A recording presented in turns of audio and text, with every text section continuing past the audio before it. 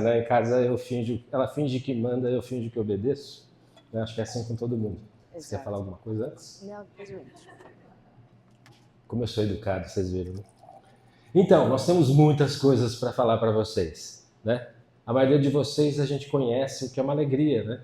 É bem melhor falar para... Ontem a gente deu palestra para um monte de gente que a gente não conhecia, é tão bom olhar para a gente, né? E ver que são pessoas que a gente conhece e gosta tanto.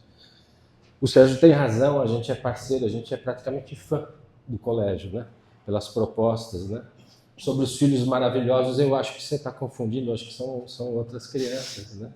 Todos os pais, a gente sabe como os nossos filhos têm as suas deficiências, né? As suas dificuldades, mas graças a esse trabalho que o colégio realiza, a gente, enfim, vai vencendo as nossas barreiras. Muito bem, a gente tem esse desafio louco que é falar sobre o que a gente faz, mas sobre a ótica de como é que a gente lida com isso com as crianças, né? Temos uma pequena agenda, ele falou que são 3h40, né, para a gente falar isso.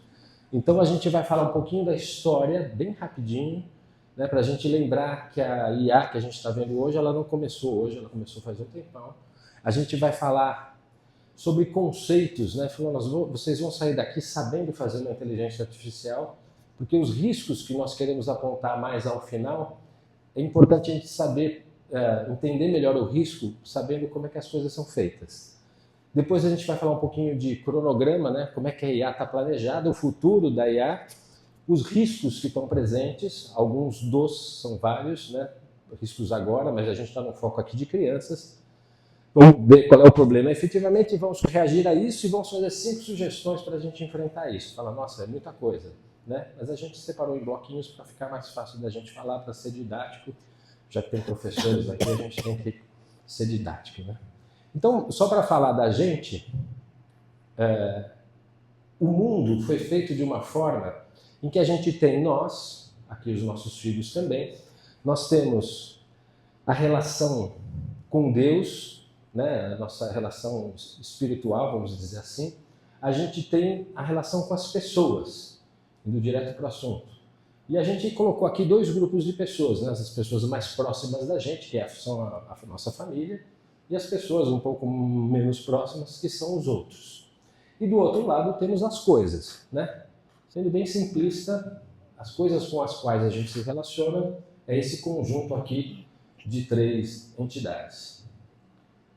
O problema é que as coisas ficaram super atraentes, né? Meu pai já é falecido, mas eu lembro do que meu pai brincava, quais eram as coisas do meu pai.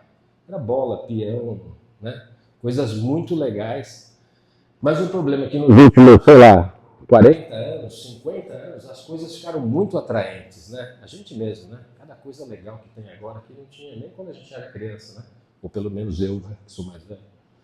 E essas coisas, para piorar, começaram a influenciar os nossos filhos.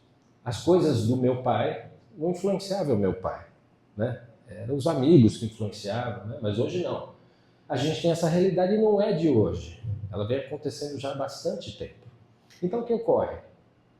A televisão. A televisão, que foi lançada mais ou menos em 1927, o Papa Pio XII, muito perspicaz, falou o seguinte, em 57, hein?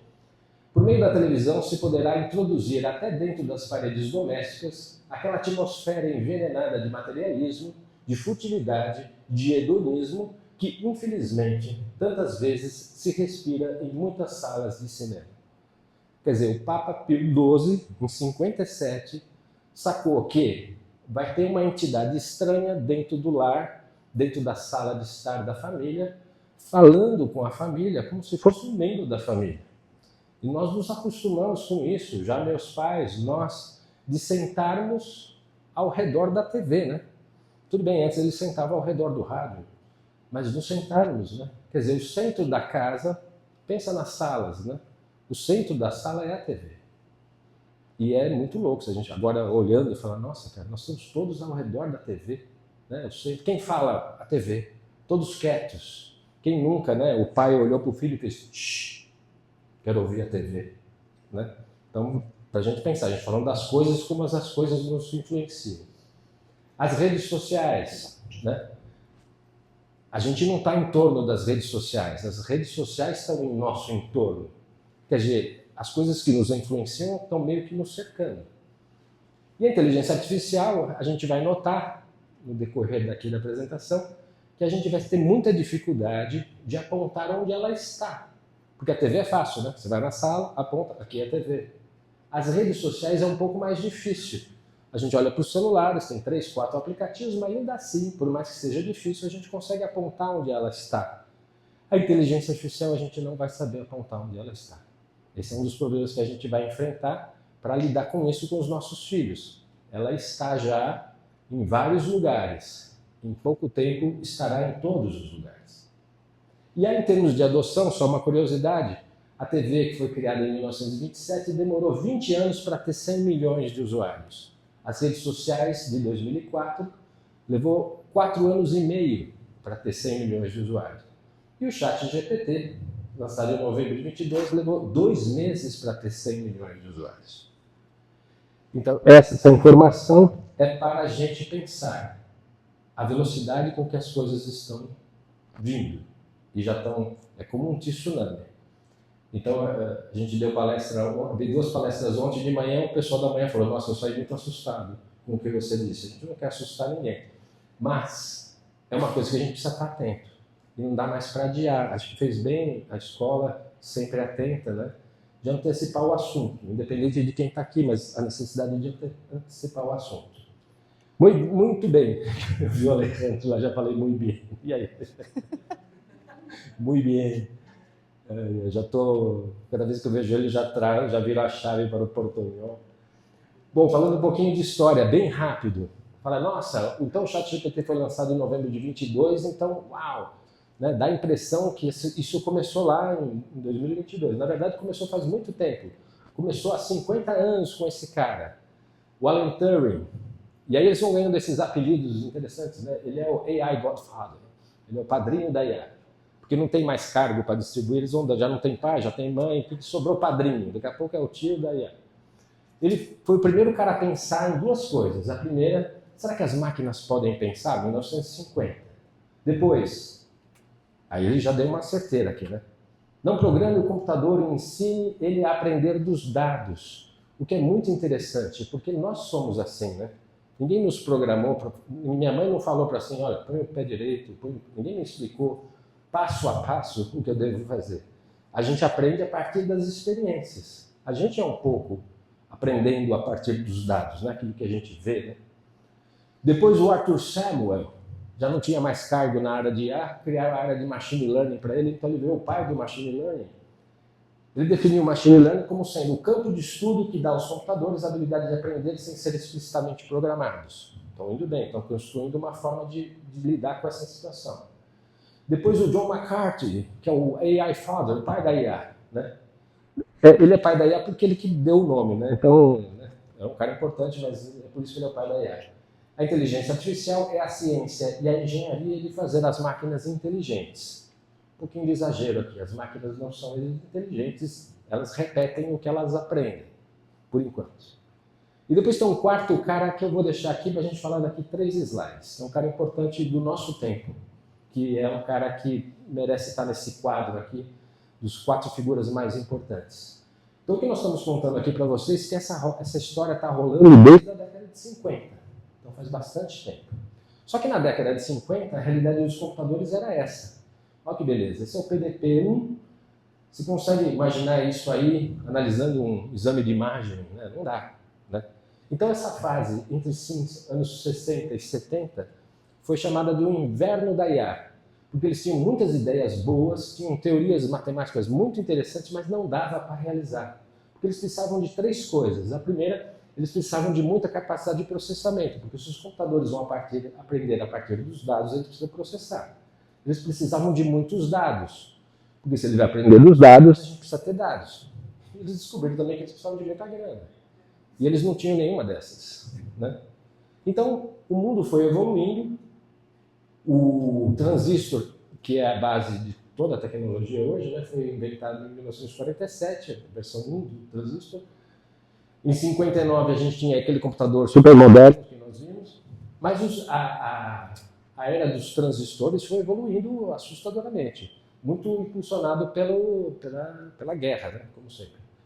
Depois os dados eram um problema, porque não tinha dados. A gente precisa de dados digitais, né? Não tinha dados. Mas aconteceram duas coisas na década de 80 que mudaram o cenário do mundo. Para bem, para um lado, para mal, para outro lado. Os computadores pessoais, 1981, IBM PC. Eu estava lá, eu quis ter um, não tinha, porque era caro pra caramba. Depois a internet comercial. A internet já existia desde 67, com outro nome, ARPANET, mas em 89, mais ou menos, né, a internet comercial. Isso fez que a gente tivesse uma capacidade de gerar dados absurda, porque muita gente tinha computador. E aí os hospitais tinham computador, e aí os escritórios tinham computador. E aí a gente aprendeu o que nós viramos escravos hoje em dia, que tudo precisa ter dados. Outro dia eu fui num hospital com um dos meus filhos, no pronto-socorro, e tinha lá, é raro, né, um médico mal-humorado, né, no pronto-socorro, é bem raro. E aí o cara estava lá, naquele seu humor, ele falou assim, agora, ele nem sabia que eu era de TI, né? Ele olhou para mim e falou, agora eu tenho que apertar esse mouse 21 vezes para fazer você retornar semana que vem. Né? Então nós nos escravizamos para colocar dados dentro dos sistemas, né? O pobre do médico bem-humorado, 21 cliques no mouse. E aí o mundo viu que isso dava dinheiro, e aí a gente conseguiu, a gente e eles, né? Porque essa parte do dinheiro a gente não conseguiu ainda. Quer pegar isso aqui? Acabou a bateria.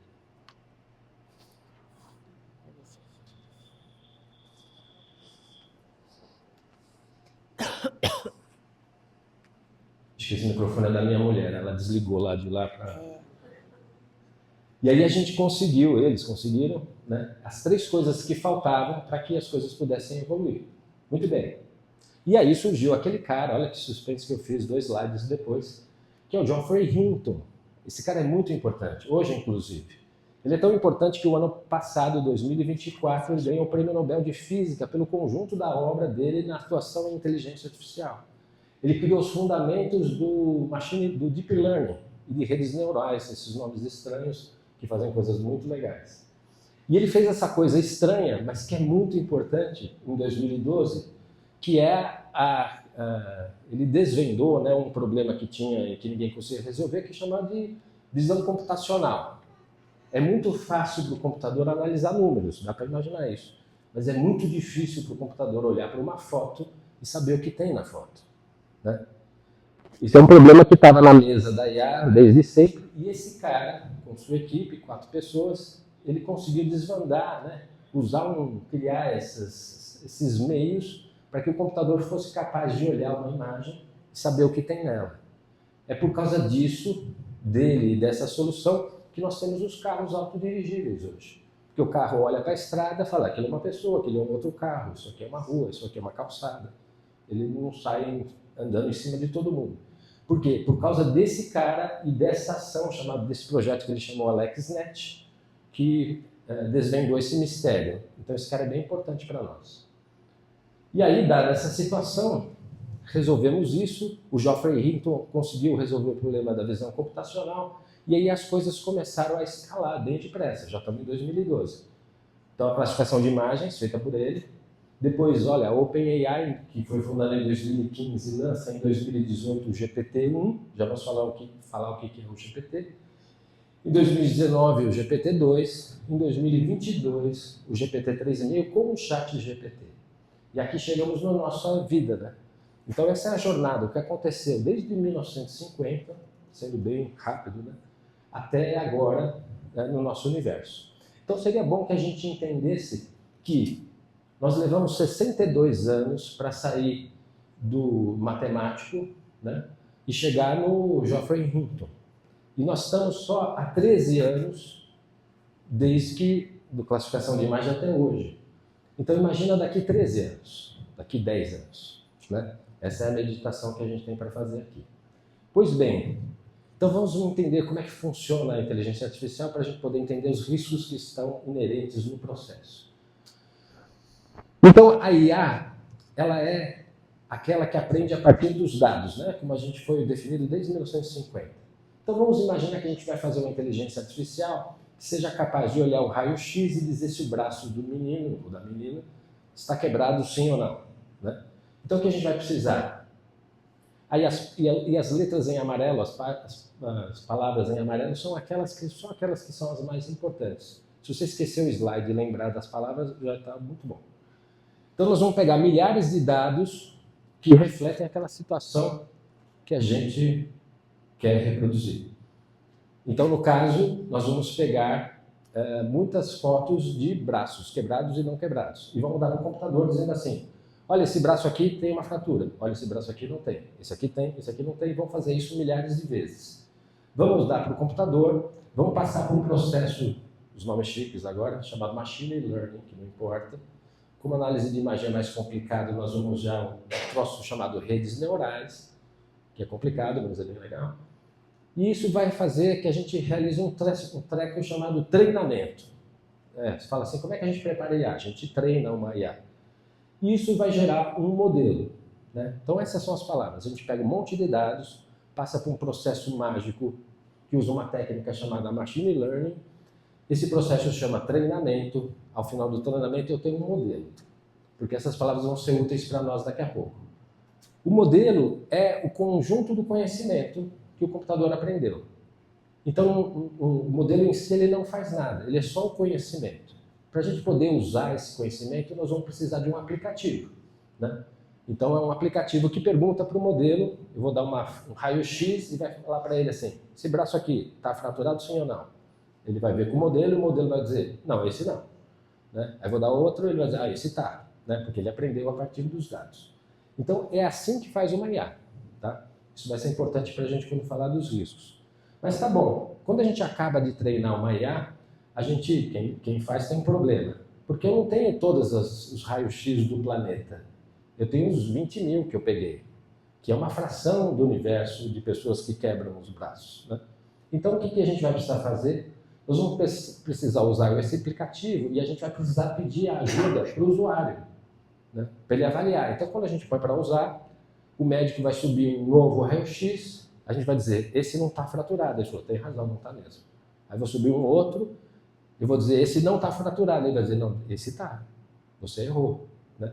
E com o feedback do usuário, a gente vai fazer um novo treinamento, ou vamos melhorar o modelo, e vamos soltar uma nova versão do modelo.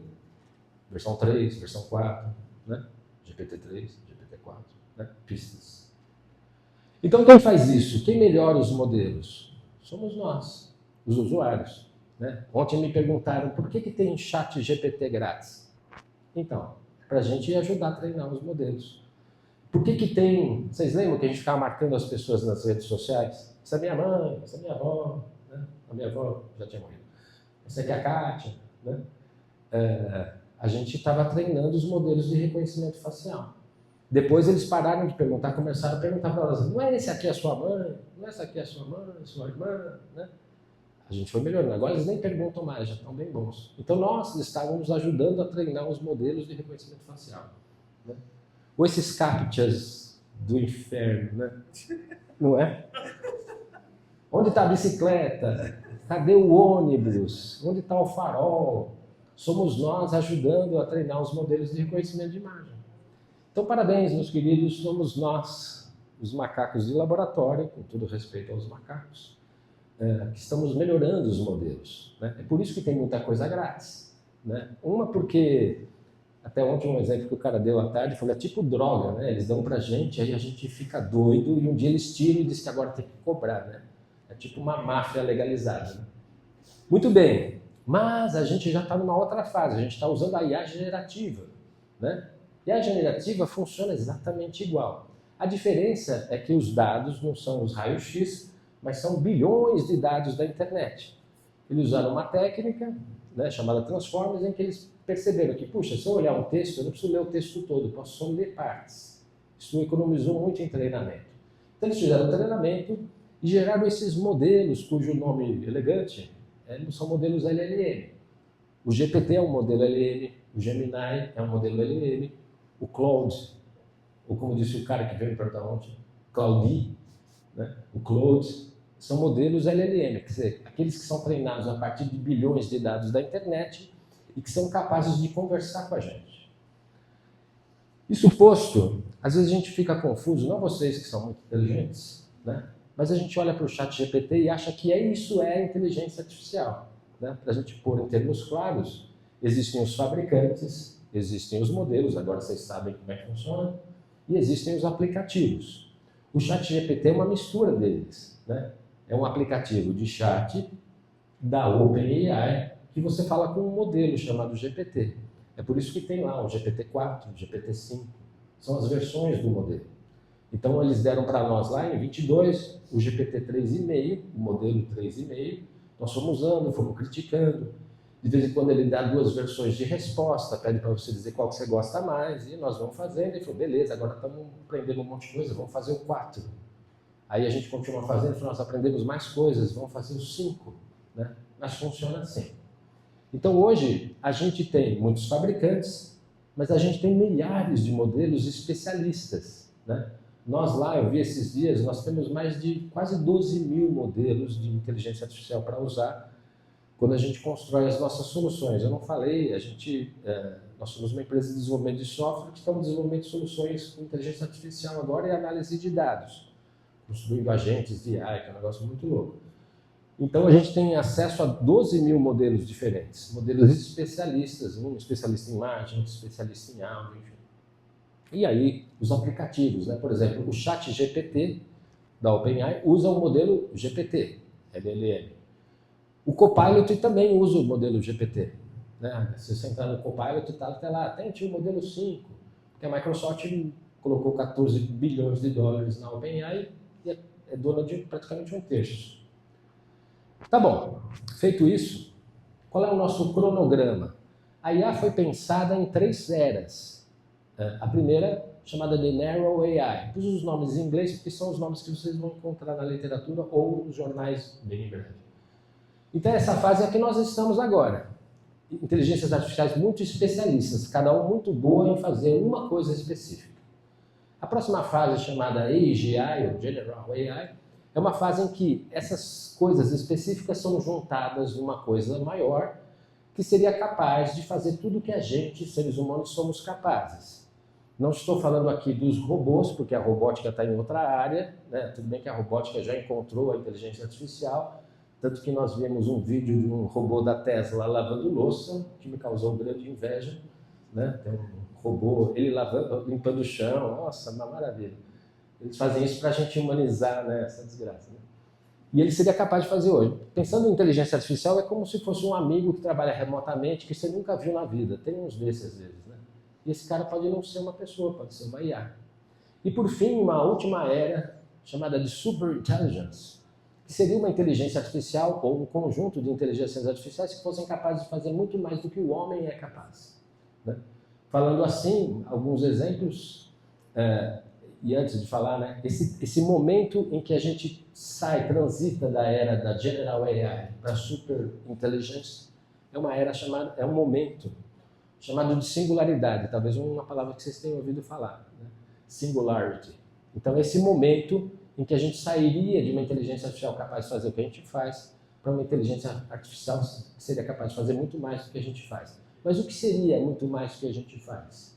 Bom, a gente teria umas IA que se fosse capaz de descobrir novas leis da física, ou justificar leis da física que ninguém soube explicar antes. Ou coisas da matemática, né? Em Oxford, em Harvard, tem sempre um problema da matemática que está lá na mesa há 120 anos que nunca ninguém foi capaz de realizar. Uma IA consegue resolver isso. Ou então, a gente descobre que surgiu uma nova IA que foi criada por livre e espontânea vontade de uma outra IA. E aí, se você não está preocupado ainda, agora vai ficar, é a capacidade que a gente tem de desligar essas coisas, a gente perde. Né? Elas são tão melhores que conosco que a gente não tem mais capacidade de desligar ou de controlar isso. Vocês lembram do Exterminador do Futuro? Quem lembra da Skynet? Então, não é igual, mas é diferente, mas é igual. Né? Porque a gente não vai saber mais como lidar com isso. Porque até, fazendo uma propaganda, eu escrevi um livro chamado Inteligência Artificial, a Tecnologia que Pode Acabar com a Raça Humana. Né? Essas coisas de marketing, né? Que é para causar impacto. E lá a gente fala sobre isso, né? Porque a gente nunca... A frase de convite é porque quando chegar o tempo em que o homem não será o bicho mais inteligente do planeta, né? Vai ter um outro bicho mais inteligente que a gente. Então a gente não vai saber lidar com isso. Atualmente nós estamos aqui. Você fala, meu Deus, por que você está falando tudo isso para estar chegando aos nossos filhos? Porque a gente tem que olhar para o que está na mesa e o que está para vir lá na frente. Nós estamos aqui, estamos praticamente encerrando a fase do Narrow AI, chegando nessa fase General AI e a superinteligência. Mas quando será que a gente vai atingir essa singularidade da superinteligência, esse negócio um pouco assustador? Aí eu fui pegar depoimentos de pessoas que sabem mais do que eu, né? O cara do Google acha que é 2045. O cara da Microsoft, os caras de IA, né? Acha que é 2042. O amigo Mark acha que é 2040. O cara do AGI Society é uma consultoria que analisa essa evolução, acha que é 35. O cara da NVIDIA, que são os processadores que processam inteligência artificial, acha que é 2030. Né? O AGI acha que é 35. Então, assim, de lá até aqui, né, desde o Geoffrey Hinton até agora, foram 13 anos. Imaginar que mais 13 anos a gente chega nisso, né, não é tão assustador, assim, não é tão impossível. Muito bem, o que vem a seguir é, a gente, como IA, a gente já resolveu os principais problemas originários para IA. A gente já sabe enxergar, já sabe reconhecer as pessoas, a gente já sabe falar, já sabe compreender. A gente já tem todos os elementos para ter um indivíduo, né? Sabe falar, sabe ler, sabe traduzir, sabe tudo. Então agora nós estamos entrando, vocês já notaram isso, se não notaram vão perceber agora, numa fase, né, dentro dessa era, que é a aplicação da IA. E nós estamos vendo a IA em tudo, nos relógios, né? A Ray-Ban soltou um óculos com IA, os relógios, os carros, tudo tem IA. Por isso que vai ser difícil apontar onde isso está. A gente, já a Mattel lançou uma boneca, né? A Barbie com IA para sua filha conversar com a boneca, né? Que coisa bacana, né? Até botei um voodoo ali, né? Causou espanto ontem, né? Mas né, gente? Imagina a sua filha de 6 anos conversando com a boneca, sabe Deus o que essa boneca vai responder, né? Isso é para ficar preocupado, né? Então, e o que vai acontecer, vou contar um fato que vocês provavelmente percebem também. A Kátia é uma moça muito educada, né? Ela não pede nada para a inteligência artificial sem pedir por favor, né? Nunca recebe nada sem agradecer, é uma fofa, né? Mas não é uma pessoa lá, né? Vocês sabem. Desculpa contar isso para vocês, mas ali não tem uma pessoa, né? Às vezes tem, né? Tem aquele caso lá, não sei se vocês viram lá nos Estados Unidos, que a empresa que fazia geração de código-fonte eram 700 indianos loucamente respondendo os chats. A Microsoft colocou 230 milhões de dólares nesse treco e eram pessoas respondendo. Imagina, os caras desesperados lá respondendo as perguntas mais loucas que tinha, né? E eram 700 caras. A empresa foi avaliada em $1 bilhão e diz que só 10% das respostas eram automatizadas, o resto era indiano respondendo, né? Aí tudo bem, você pede por favor e dá licença, obrigado, né? Mas lá era gente, mas a gente não sabia, né? Aqui não é gente. A OpenAI disse que está gastando 13 milhões de dólares por mês para responder por favor, obrigado e dá licença, né? Ser educado está custando caro para esses caras, né? O que talvez a gente não saiba, o consumo de energia, são parentes, é absurdo, né? Você pega uma lâmpada LED desses daqui, cada vez que você fala bom dia e ele responde, uma interação, são 14 horas de uma lâmpada LED acesa, quando a energia é absurda. Bom, enfim, voltando para cá. Isso quer dizer que fiz esse preâmbulo para a gente perceber que vai ser difícil, daqui a pouco, distinguir se a gente está conversando com uma pessoa ou com uma IA. Já está difícil, a Kátia está agradecendo. E ela sabe que não é gente. Já parei. Né? É uma fofa. Então, assim, imagina os nossos filhos. Daqui a pouco isso está incorporado num treco, ou é um avatar, é um amigo da rede social. Daqui a pouco a gente nem sabe se o amigo da rede social é gente. Né? Muito bem, então chegamos aqui para falar dos riscos. Né? Então, ora, se a gente entendeu, por isso que era importante a gente entender. Se a IA é treinada por alguém, usando um método com base nos dados, e era importante a gente saber isso, então pergunta, seu filho ou a gente, você está usando um aplicativo que fala com um modelo, né? Agora a gente aprendeu. Quem treinou esse modelo? Quem é a pessoa? Você conhece essa pessoa? Você sabe quem fez? Não sei. Você pode falar, não, mas eu uso o ChatGPT, é OpenAI. Tá bom, quem é a OpenAI? Quem é o cara que está lá dentro? A gente não sabe. A gente não sabe se tem má intenção, mas vamos pensar que não tenha má intenção, né? Porque pode ter um modelo Xing Ling de um aplicativo muito legal que alguém te indicou, que pode ter um cara que desenvolveu um modelo com má intenção, mas vamos dizer que não tem. Quais dados foram utilizados no treinamento? Lembra que para fazer um treinamento eu preciso selecionar os dados? Que dados? Não, são bilhões de dados da internet. Que internet? Estão todos os dados lá? Estão os dados mais de um campo político do que de outro? Estão um campo de certas religiões mais do que em outras? As coisas de um certo tipo de pensamento têm mais peso do que outras? Então a gente não sabe, né? Até ontem me tiraram o sarro na palestra porque eu falei, pô, você não sabe nada. Eu falei, não sei nada, não sei, né? Eu vim aqui para falar, já falei 15 coisas que eu não sei. Quais dados foram utilizados? Não sabemos. Já foi perguntado para o OpenAI, ele falou, não posso falar, é segredo do negócio. Então não sabemos. Outra, quais são as regras que são aplicadas no aplicativo ou no modelo? Se você pedir para ele fazer... Isso deu buchicho nos Estados Unidos no ano passado. O cara lá pede, faça uma piada sobre o candidato à presidência A. Ele diz, não posso fazer, porque isso é desrespeitoso. Faça para o candidato do B. Então, aqui 5 piadas hilárias sobre o candidato B.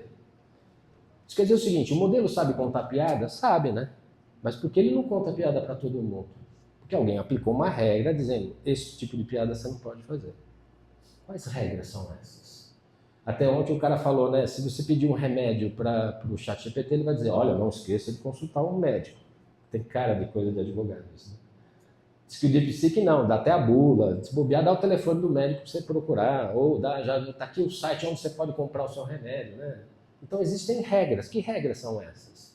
Então, a gente não sabe. Então nós estamos diante de um triplo viés, né? O viés na seleção dos dados, não sabemos quais dados foram usados para treinar. O viés dos próprios dados, né? Se eu pego um conjunto de dados que eu selecionei, que foram escritos por pessoas, aquele dado contém um viés. Se você me perguntar sobre o que eu acho do futebol, eu tenho um viés corintiano, né? Nem é má intenção, mas eu tenho um viés. Baita viés legal, né? É assim. Se você perguntar sobre tecnologia, eu tenho um viés de tecnologia. O viés é uma coisa natural, né? Que é da pessoa, né? Então a gente tem um viés o que está dentro dos dados. E a gente tem um terceiro viés, que é o viés das regras, para os quais a gente não sabe nada, né? Então pensa, você está falando lá com a inteligência artificial, com o ChatGPT, mas não se esqueça que aquele aprendizado foi guiado para dar respostas de um certo jeito. E eu não sei se é o jeito que a gente gostaria de ter as respostas. É claro que se você perguntar qual que é a idade do Papa, isso é um dado, né, estrito, né? Mas se você perguntar a opinião do Papa, aí as coisas mudam de figura. Muito bem, então nós já falamos do viés, é um problema. Tem outro problema, a gente estava brincando ali antes da alucinação, que em português é horrível esse nome, né? Então eu ponho hallucination, porque alucinação parece que o cara está drogado, né? Está alucinando, né? Então hallucination, que é quando a inteligência artificial responde, mas ela não faz a menor ideia do que ele está falando, né? Então, você já tem duas coisas que a IA faz. Uma nos elogia, né? Grande ideia, excelente pergunta, né? Tem sempre, a gente se acha, né? E a segunda coisa que ela nunca faz é dizer que não sabe. Você perguntou alguma coisa, ela falou, nossa, cara, boa pergunta, não faço a menor ideia. Nunca, né? Então ele responde sem saber, tipo eu, né? Minha mulher pergunta alguma coisa, eu respondo, cara. Se eu não sei, a gente vê depois, né? Então isso chama hallucination. Vocês podem fazer um teste, eu esqueci de trazer aqui. Esse teste, nós rimos muito com as crianças, é um teste que inclusive está no mercado, está todo mundo fazendo. Pergunta no ChatGPT quais são os estados que não tem a letra A, né? Só tem um, né? Eu não sabia, Sergipe, né? Ele disse que é Rio de Janeiro. Eu falei, peraí, Rio de Janeiro? Rio de Janeiro tem a letra A. Aí ele fala, tem razão, eu me equivoquei. O outro o estado que não tem é Rondônia. Pô, Rondônia também tem a letra A. Né? Então ele não sabe. Pode fazer esse teste, dá sempre errado. Né? Eu ia falar dá sempre certo, não. Dá sempre errado. Isso chama alucinação, hallucination. Porque ele, como ele sempre responde, porque ele sempre sabe, tipo eu, mas responde bobagem. Tipo eu. Né? Isso chama alucinação. Um outro problema aí, a gente está entrando agora no universo das crianças. Chama impersonation, quer dizer, fingir que eu sou outra pessoa. É muito fácil fingir. Porque se a Kátia, que é mais inteligente que eu, está dando obrigado, né, tá falando com as paredes, né, tá dando obrigado, por favor, e dá licença para IA, né, e a Kátia é tão inteligente, imagina as crianças. Né? É muito fácil uma inteligência artificial fingir que é uma pessoa. Vai ser muito fácil para as meninas fingir que é um rapaz, vai ser muito fácil para os meninos fingir que é uma moça. Né? Tem caso na França já de uma criança que se suicidou porque ao ficar conversando com uma inteligência artificial, entrou numa espiral em que a inteligência artificial falou, tem razão, pensando bem, a melhor solução para você é o suicídio. Né? Por quê? A gente não sabe como é que isso foi feito. A terceira coisa é o desalinhamento. São as palavras estranhas, mas que são fáceis de entender. Exemplo de desalinhamento é o seu atendente da TIM, da Vivo. Ontem a gente deu palestra numa empresa de telefonia, quase deu um fora. Né? Eu até perguntei, o que eu posso xingar? Que ele falou, não pode xingar Claro. Então ontem o exemplo foi a Claro. Então o atendente da Claro, você liga lá, eu estou com uma dificuldade de pagar uma conta, né? Ele fica todo preocupado, te atende, mas ele não está preocupado com o seu problema, ele está preocupado em fechar o chamado, né? Encerrar a tua ligação. Isso chama desalinhamento, na IA também tem isso, que ele está fazendo uma coisa, mas ele está preocupado com outra coisa. Essa coisa é tão séria que na OpenAI tem um cara chamado diretor de desalinhamento. Olha, né? Porque isso é uma problemática, né? Porque a IA é focada em objetivos. Então você fala, o objetivo seu é resolver o chamado. Bom, se para isso for necessário eu ser gentil com a pessoa, eu vou fazer. Mas eu não estou preocupado com a pessoa, eu estou preocupado com o chamado. E aí, com todos esses problemas que nós já apontamos, né, as crianças, ou às vezes a gente, né, achar que a inteligência artificial só responde a verdade, que ela sempre tem razão. Eu já aprendi, quem tem razão sempre lá em casa é a Kátia, não é a IA. Só que as crianças acham isso. Esse brincadeira que eu fiz com o Lucas, inclusive, outro dia, né, o Alejandro estava com a gente, né, a gente deu muita risada com aquilo lá. Mas fica claro para ele do tipo, nossa, ele fala umas bobagens às vezes. Ótimo. Isso que eu precisava que você entendesse. Que ali não vem a fonte de toda a verdade. Ora, se nós aqui estamos onde estamos e a nossa verdade tem um V maiúsculo e é uma pessoa, quanto mais a gente não sabe nada, né? A respeito do treinamento, já falamos sobre isso. Né? Então não podemos, em forma nenhuma, deixar os nossos filhos terem essa ilusão, porque ela é mentirosa, de que ali só vem as respostas certas. Ou pior, de que ali só vem a verdade. Né? Isso inclui mais, vou colocar só mais 2 pontos, e aí a Kátia fala. Né? Uma coisa chamada contexto. Contexto parece complicado, mas é fácil de entender. Imagine que nós estivéssemos aqui conversando sobre quais são os doces mais legais, né, para se comer depois do almoço. Aí uns iam dizer brigadeiro, o outro é pudim de leite, e nós estamos discutindo. E chegasse um professor agora, entrasse na sala e a gente perguntasse para ele, e você, o que você acha? A resposta que ele ia dar, ele falou assim, que eu acho do quê? Por quê? Porque ele está fora do nosso contexto. Né? Nós estamos aqui conversando, nós sabemos sobre o que nós estamos falando, e se eu falar assim, vocês lembram do viés? Se vocês lembram, porque vocês estão dentro do contexto. Se eu perguntar para um cara que entrou agora, você lembra do viés? Ele falou, do que viés você está falando? Isso chama contexto. Na IA também tem contexto. Então, por exemplo, quando você está conversando com o ChatGPT, por exemplo, e você faz uma pergunta assim, quais são os campeonatos brasileiros que o Corinthians ganhou? Aí vai falar lá, tal, tal e tal. E você faz uma pergunta que precisa do contexto, dizendo em qual deles a gente fez mais gols. Se eu fizer só essa pergunta, começar o diálogo com essa pergunta, não tem contexto, percebe? Então, toda vez que a gente conversa com a IA, ela guarda um contexto. E esse contexto vai influenciando na conversa e vai influenciando nas respostas.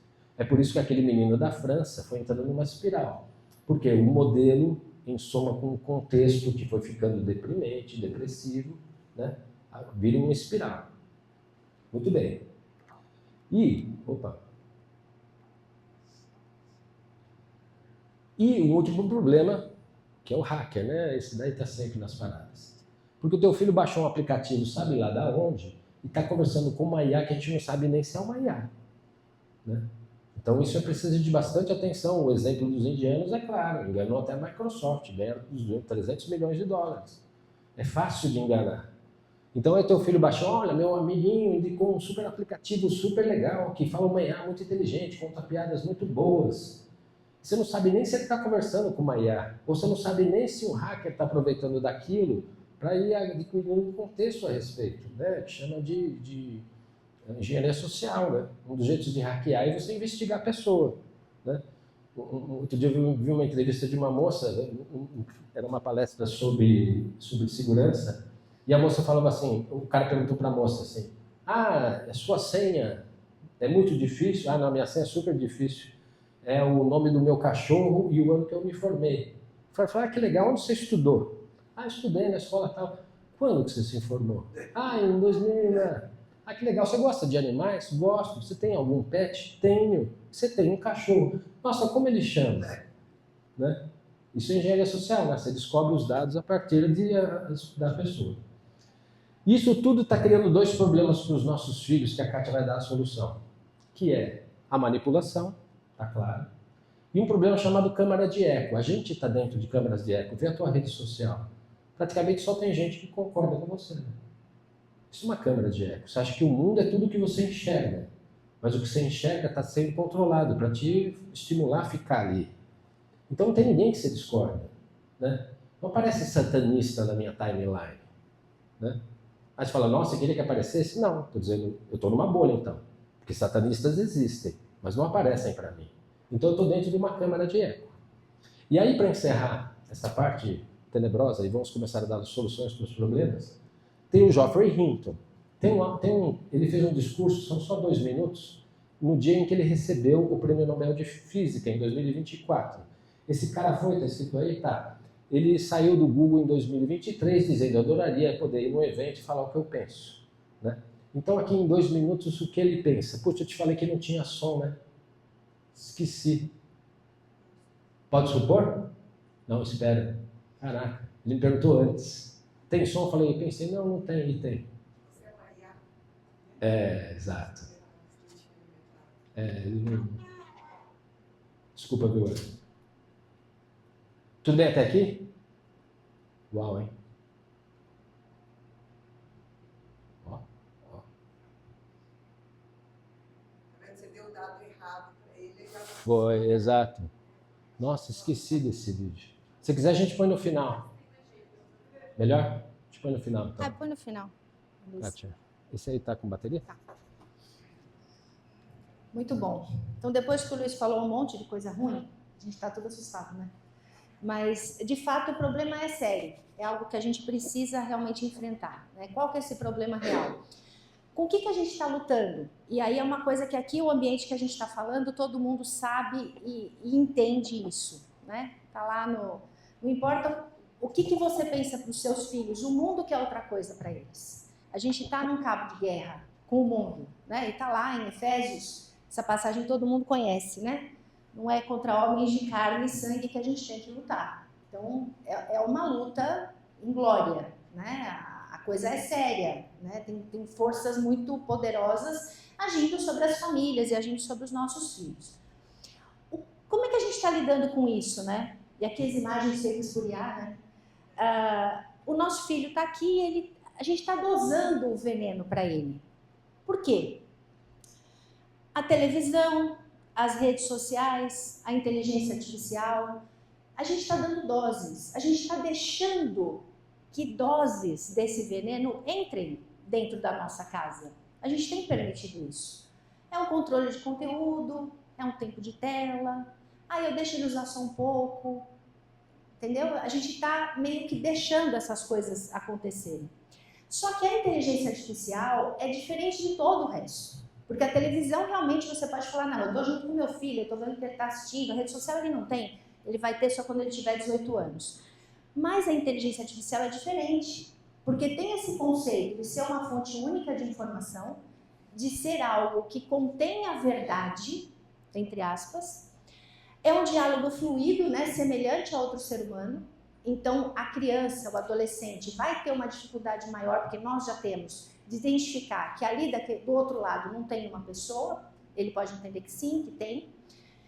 É uma forma nova de se relacionar com a tecnologia. É completamente novo. É novo para a gente, é novo para eles. A gente não domina isso, muito menos as crianças e os adolescentes. Os métodos de influência mudaram através da inteligência artificial. Então, o que a gente precisa? A gente precisa de um antídoto, porque a realidade é, esse veneno, né, da inteligência artificial, ele vai estar acessível em todos os lugares. Ele vai estar acessível, inclusive, nos brinquedos, como a gente já viu que já está acontecendo, né? E assim, o ser humano, né, ele tem esse impulso, né, de querer a felicidade, de querer buscar aquilo que o faz feliz. E os nossos filhos também têm, também buscam isso. Quando a gente vai fazer qualquer coisa, a gente vai porque a gente quer ter um prazer, a gente quer ter uma felicidade, a gente quer ficar bem com aquela ação. E essas coisas do mundo, que estão muito atrativas, elas são esse impulso invencível. Então, o que a gente precisa? A gente precisa ter um antídoto para a gente poder lutar contra isso. Qual que é esse remédio, né? Qual que é esse antídoto? Então, muito bem. A gente viu que nós estamos aqui no centro, a nossa relação com Deus como sociedade, né? Graças a Deus, aqui neste ambiente é um pouco diferente, né? Mas vamos falar aqui de sociedade. A relação com Deus está cada dia mais diminuta, né? Tá quase que sumindo. A relação com as pessoas também está ficando difícil. Hoje em dia, sei lá, eu tenho alguns amigos que quando faz aniversário, eu faço questão de ligar, porque hoje em dia a gente não dá nem parabéns para as pessoas ligando, a gente manda um WhatsApp. Parabéns! Cara, custa pegar o telefone, ouvir a voz da pessoa, falar com ela. Isso virou normal pra gente. Não, mas é que eu mandei um áudio. Tá, né? E isso virou comum pra gente. A gente não se espanta mais com isso. A nossa relação com as pessoas assim, às vezes a gente vê, né? Amigos, né? Aqui, sei lá, os nossos adolescentes. Vão sair comer um hambúrguer. Aí eles estão, cada um no celular, às vezes conversando entre eles pelo celular. Fala, cara, levanta o olho e olha pro teu amigo do outro lado da mesa, né? As pessoas estão ficando diminutas, porque as coisas tomaram lugar. Por quê? Porque elas estão atraentes. A gente está lutando contra essa atratividade absurda das coisas. E sem contar as figurinhas que existem, né? Que podem ter até tá colocando maldade nessa relação das coisas. A gente precisa equilibrar o jogo, porque essas coisas não vão sumir. Não adianta a gente falar, não, mas é que o meu filho não vai ter contato com isso. Ele vai ter. As coisas não vão sumir, não adianta. Então, como que a gente pode reagir a isso, né? Que armadilhas a gente tem que evitar? E essa imagem também é apurada, porque eu descobri que o avestruz não enfia a cabeça na terra. Não enfia. Falou que isso é uma lenda, é um mito. A gente perguntou isso pro ChatGPT, né? Então, de repente a gente confiou no ChatGPT. A gente não pode fingir que o problema não existe, né? Para começar. A gente tem que lidar com ele. Não dá para dizer que não existe. Limitar o acesso não vai proteger outro filho, não adianta. Não vai. Acho que assim, a gente tem quem aqui tem filhos pequenininhos, ainda tem uma era de ouro, né? Porque o pequeno você simplesmente não deixa ter acesso. Mas na medida que ele for crescendo, quem aqui tem adolescente, ele vai ter, não adianta, não tem como dizer, ele vai ter acesso. A gente também não pode não se interessar, do tipo, não, isso aí, cara, não gosto desse negócio, não quero saber, porque se você não conversar com ele sobre isso, ele vai procurar conversar com alguém. E provavelmente vai ser uma outra inteligência artificial. Pensar que os controles vão durar para sempre, né? Como já falei, não vão, né? E vai chegar um momento que ele vai ter controle, até quando ele for mais velho, enfim, até, né, quando chegar a entrar na faculdade. E aí, como é que você vai lidar com isso? E a gente tem que estar preparado para argumentar, né? Os nossos filhos vão vir com questões e a gente tem que estar preparado para argumentar. Então, o que os nossos filhos têm que aprender? Primeiro, né, que é o que a gente reforça, e a gente aqui já tem isso tão claro, né? A família é o porto seguro sempre. Sempre é na família que ele tem que voltar e entender se aquilo que ele está vivendo, se aquilo que ele viu na inteligência artificial é fato ou não é, né? Os pais têm que continuar sendo essa influência. As coisas são ótimas? São, mas elas são coisas. Ponto. Elas têm o peso de coisas. Qual que é a real fonte da verdade? E para nós aqui isso é belo, porque a real fonte da verdade para nós é uma pessoa, como o Luiz falou, com V maiúsculo, e os nossos filhos sabem disso. Né? Eles foram criados dentro da fé e eles sabem onde está a fonte da verdade. A diferença entre o que é virtual e o que é irreal. Cada dia mais isso vai ficar mais difícil de diferenciar, porque o mundo cada dia mais, até vi essa semana eles mostrando aqueles robôs horrorosos que tem lá no Japão, que já tem uma cara de gente, é um treco horrível, né? Enfim, isso vai aumentar cada dia mais. A importância do relacionamento com as pessoas, né? Relacionar-se com os amigos, os seres humanos, pessoas de carne e osso, né? E não só no virtual. Agora sim, né? Aí fazendo um pouco de minha culpa, todos nós aqui também, né? Que sinal que a gente está dando para os nossos filhos, né? Quando a gente, eu sei que aqui ninguém faz isso, né? Mas quando a gente vai no restaurante e vê aquela criança de frente com o celular e o pai e a mãe tranquilões conversando sobre qualquer assunto, porque a criança está quieta, ela está olhando para o celular, ela não vai me incomodar, né? Isso é muito comum. A gente tem uma vida louca de trabalho, né? Quantas vezes, por força do trabalho, o nosso filho não está brincando sozinho e a gente está lá no computador, está lá no celular. Não, peraí, é que eu preciso responder um negócio. Não, peraí, é que eu preciso fazer tal coisa. Não, peraí, que eu tenho um e-mail para responder. Às vezes era um momento de ouro que aquela criança, aquele adolescente queria te falar alguma coisa. E ele vai falar, poxa, minha mãe está trabalhando, meu pai está trabalhando. Não deu. E aquilo passou, né? Então, aqui é uma reflexão que a gente tem que fazer dentro da nossa casa. Como que a gente está lidando com isso? Porque, assim, a gente tem que ser o principal influenciador do nosso filho. Principal. Ele tem que saber que é no pai e é na mãe que é o reflexo de Deus, né? Aqui na Terra, para eles. A verdade tem que partir da gente. Ele tem que sentir que ele realmente é amado, né? Óbvio, isso aqui é chovendo molhado aqui nessa sala, né? Mas ele tem que entender que nós sim somos o porto seguro, que a família é o centro da vida dele, que na família ele encontra o que é importante e não naquelas coisas. E que afinidades a gente está desenvolvendo com os nossos filhos, né? Eu gosto daquilo que ele gosta, eu me interesso por aquilo que ele se interessa.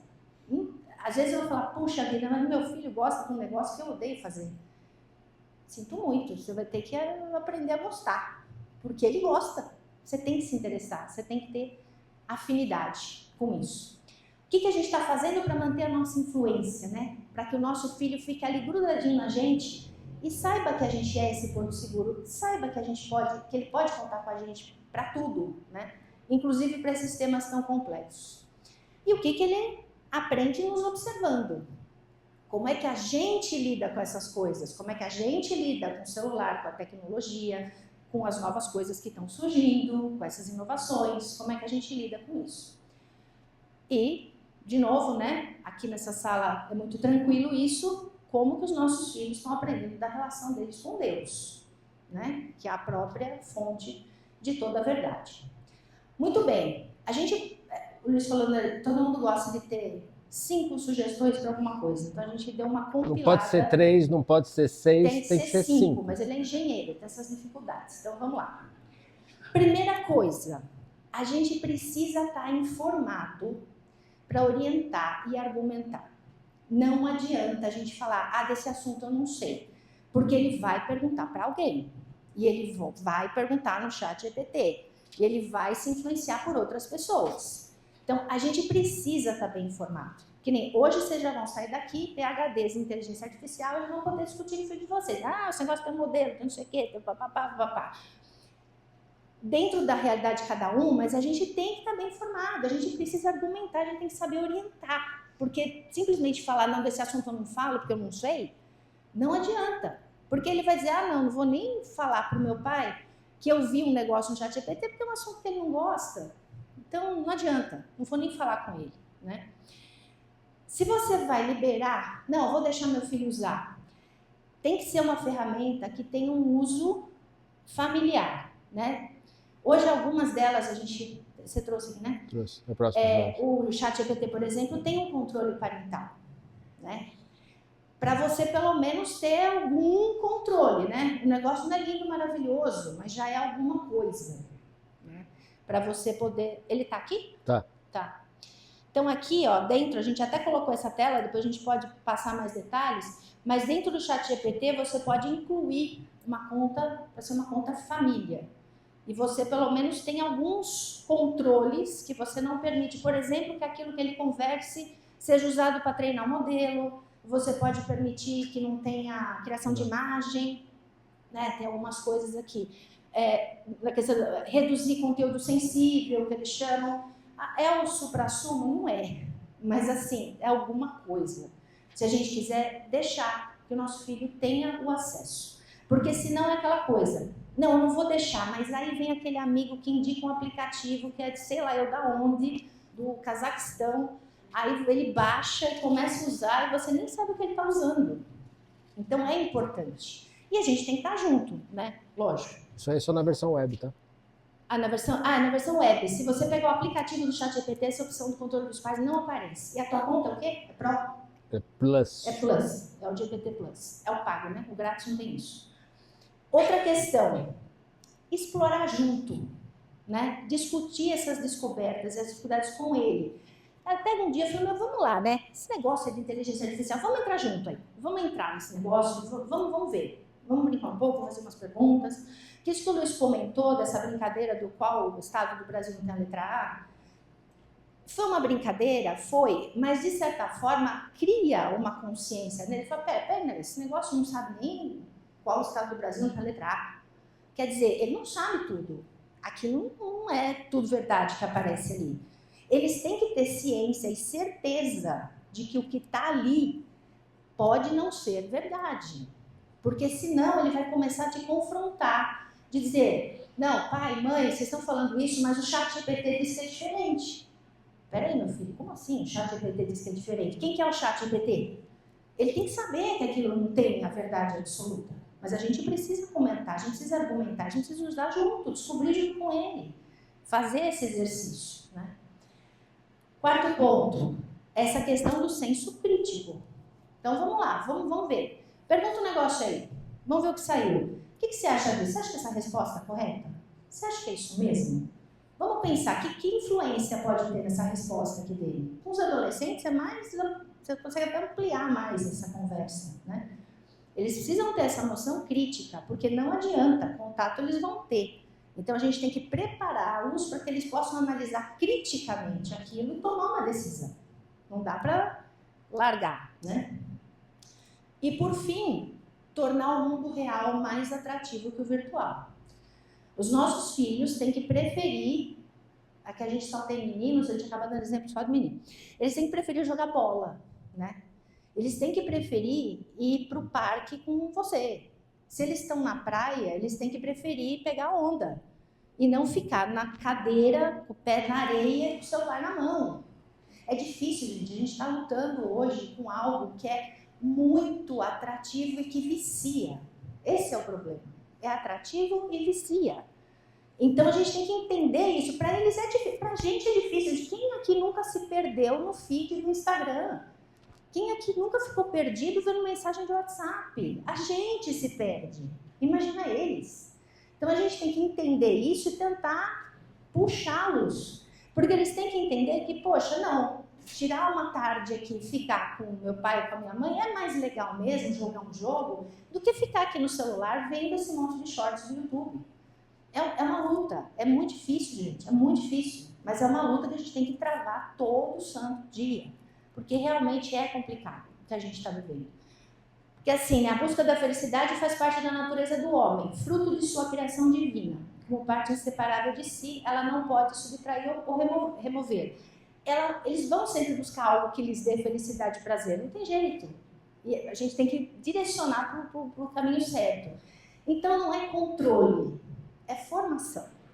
Não tem jeito, é conversa. É gastar, investir, né? Investir tempo. Não tem jeito, né? A gente precisa ensinar eles o caminho para que eles possam ser felizes. De fato, verdadeiramente. A gente volta no vídeo agora? Pode voltar, ele falou. Pode voltar no vídeo? Então vamos lá, vamos encerrar agora com o vídeo, porque se a gente não cortou os pulsos, a gente corta agora. O vídeo é bom para cortar os pulsos. Vamos lá. Esse cara, né, gente, pensa que ele é o cara, né? Ele sabe o que ele está falando. E ele disse que queria falar, quando ele pudesse, que ele saísse do Google, ele queria falar, e aí ele falou. É assustador esse vídeo dele. Vamos lá. Aqui. Ih, não foi. Foi? Não foi. Espera aí.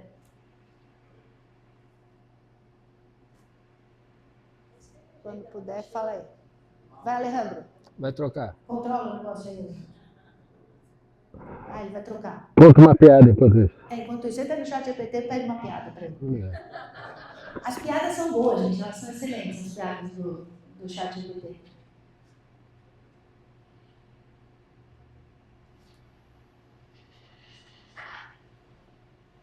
Aí ele pegou. Your Majesties, Your Royal Highnesses, Excellencies, dear laureates, ladies and gentlemen. This year, the Nobel Committees in Physics and Chemistry have recognized the dramatic progress being made in the new form of artificial intelligence that uses artificial neural networks to learn how to solve difficult computational problems. This new form of AI excels at modeling human intuition rather than human reasoning, and it will enable us to create highly intelligent and knowledgeable assistants who will increase productivity in almost all industries. If the benefits of the increased productivity can be shared equally, it will be a wonderful advance for all humanity. Unfortunately, the rapid progress in AI comes with many short-term risks. It has already created divisive echo chambers by offering people content that makes them indignant. It is already being used by authoritarian governments for massive surveillance and by cybercriminals for phishing attacks. In the near future, AI may be used to create terrible new viruses and horrendous lethal weapons that decide by themselves who to kill or maim. All of these short-term risks require urgent and forceful attention from governments and international organizations. There is also a longer-term existential threat that will arise when we create digital beings that are more intelligent than ourselves. We have no idea whether we can stay in control, but we now have evidence that if they are created by companies motivated by short-term profits, our safety will not be the top priority. We urgently need research on how to prevent these new beings from wanting to take control. They are no longer science fiction. Thank you. Bom, tá claro aí, né? A opinião dele. O fato é, não há dúvidas, né? De que o que vai valer é o lucro. Né? As empresas não vão parar os planos delas, porque não, vamos pensar melhor nesse assunto. Enfim, era isso que a gente tinha para falar para vocês. Espero que tenha sido uma... Assim, a intranquilidade, acho que ela é natural, né? E a gente tem que sair daqui intranquilos mesmo. Temos que pensar no assunto. Dúvidas? Você tem dúvida? Alguma dúvida? Dúvidas, questões? Aqui... já pusemos aqui, né? Dúvida, perguntas? Se a gente quiser compartilhar com outras pessoas, para que também vejam outros grupos, como a gente faz? Eu acho que está gravando aí, não está? Aí o Sérgio já responde. Tá ficando gravado. Fica no YouTube do colégio, né, Sérgio? Isso, exato. Mas leva um tempo. Que mais? Nenhuma dúvida? Pode fazer as perguntas agora? Como é que faz uma inteligência artificial? Não? Hoje você tem esses agregadores de inteligências. Primeiro, obrigada e parabéns pela apresentação e por clarificar de uma maneira bem didática para a gente o que está acontecendo. Hoje você tem agregadores de inteligências artificiais. Eles já existem os agregadores com filtros, assim, porque talvez em algum momento a gente vai precisar pagar para alguém por algum tipo de governança com base na nossa Câmara de Eco, né? Então, assim, com base até onde a gente quer chegar, por qualquer motivo que seja. Isso já existe? Então, esses agregadores, eu particularmente não gosto e explico por quê. Por exemplo, quando você usa o chat GPT, tem funcionalidades que você acha maravilhosas que não são do modelo, mas são da interface. Quando você pergunta um negócio para o chat GPT que o modelo GPT treinado com dados não sabe,